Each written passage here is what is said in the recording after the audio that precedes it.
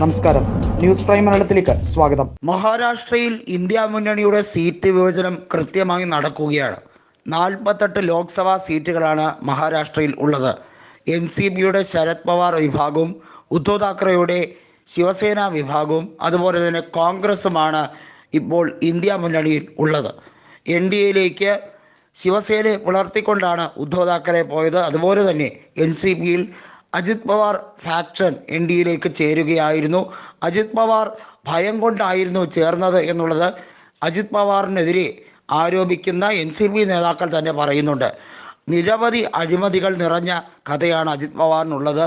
നിരവധിയായിട്ടുള്ള അനധികൃത സ്വത്ത് സമ്പാദനവുമായി ബന്ധപ്പെട്ട കാര്യങ്ങളും അദ്ദേഹത്തിൻ്റെ പേരിലുണ്ട്. ഈ ആരോപണങ്ങളും അന്വേഷണങ്ങളും ഒക്കെ നിലനിൽക്കെ NDAയിലേക്ക് പോകുന്നതാണ് ഏക രക്ഷാമാർഗം എന്ന നിലയിലേക്കാണ് അജിത് പവാർ അവിടേക്ക് ചേക്കേറിയത് എന്നുള്ള കാര്യം കൃത്യമായി പറയുന്നുണ്ടായിരുന്നു.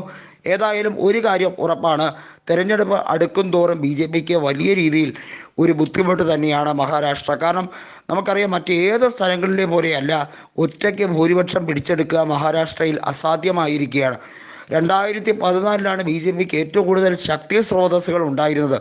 നരേന്ദ്രമോദി ഏറ്റവും കൂടുതൽ ഹുങ്കാർ റാലികൾ നടത്തിയത് 2014 എന്നിട്ട് പോലും അന്നേരം അദ്ദേഹത്തിന് 144 എന്ന മാന്ത്രിക സംഖ്യ, അതായത് കേവല ഭൂരിപക്ഷത്തിലേക്ക് മഹാരാഷ്ട്രയിൽ എത്തിക്കാൻ കഴിഞ്ഞില്ല. ലോക്സഭാ തെരഞ്ഞെടുപ്പിൽ ബഹുഭൂരിപക്ഷം മുന്നേറ്റം ഉണ്ടാക്കിയിട്ടും അതൊന്നും നിയമസഭാ തെരഞ്ഞെടുപ്പിലേക്ക് കൃത്യമായി കൺവേർട്ട് ചെയ്യാൻ BJPക്ക് കഴിഞ്ഞിട്ടില്ലായിരുന്നു. പക്ഷേ വേറൊരു കാര്യമുണ്ട്, BJPയെ സംബന്ധിച്ചിടത്തോളം മഹാരാഷ്ട്രയുടെ രാഷ്ട്രീയത്തിൽ വലിയ രീതിയിലുള്ള വളർച്ച ശിവസേനയുടെ കൂടെ നിന്നുകൊണ്ട് നേടിയെടുത്തു.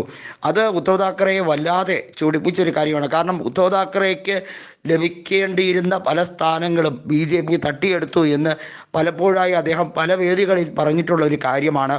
മഹാരാഷ്ട്രയുടെ രാഷ്ട്രീയത്തിൽ കോൺഗ്രസും ഉദ്ധവ് താക്കറെയുടെ ശിവസേനയും ചേർന്നാൽ വലിയ രീതിയിലുള്ള മുന്നേറ്റം ഉണ്ടാക്കാൻ കഴിയും എന്ന് തന്നെയാണ് കോൺഗ്രസിൻ്റെ മുതിർന്ന നേതാവായ നാനോ പട്ടോളെ പറഞ്ഞിരിക്കുന്നത്. രാഷ്ട്രീയപരമായി കോൺഗ്രസിനും ശിവസേനയ്ക്കും ഇപ്പോൾ ഒരേ രീതിയിലുള്ള ഒരു ദിശാമാർഗം ഉരുത്തിരിഞ്ഞ് വന്നു കഴിഞ്ഞിരിക്കുന്നു. അത് തീർച്ചയായും മറാത്ത രാഷ്ട്രീയത്തിൽ ഒരു പുത്തൻ ഉണർവ് തന്നെയായിരിക്കും. 48 ലോക്സഭാ സീറ്റുകളിൽ കുറഞ്ഞത് 30 എണ്ണമെങ്കിലും നേടാനാണ് ഇന്ത്യ മുന്നണിയുടെ തീവ്രമായിട്ടുള്ള ശ്രമം. നമുക്കറിയാം, കഴിഞ്ഞ ലോക്സഭാ തെരഞ്ഞെടുപ്പിൽ വലിയ രീതിയിലുള്ള പ്രഹരം തന്നെയാണ് NCPക്കും കോൺഗ്രസിനുമൊക്കെ കിട്ടിയത്. പക്ഷേ ശിവസേന അവിടെ NDAയുടെ ഭാഗമായി നിന്നുകൊണ്ട് 18 ലോക്സഭാ സീറ്റുകൾ നേടിയെടുത്തു എന്നുള്ളത് എടുത്തു പറയേണ്ടത്. അതിൽ മെജോറിറ്റിയും ഇപ്പോൾ കൃത്യമായി പറഞ്ഞാൽ ഏക്നാഥ് ഷിൻഡെയുടെ വിഭാഗത്തിനുള്ളതാണ് എന്നുള്ളത് എടുത്തു പറയേണ്ട കാര്യമാണ്.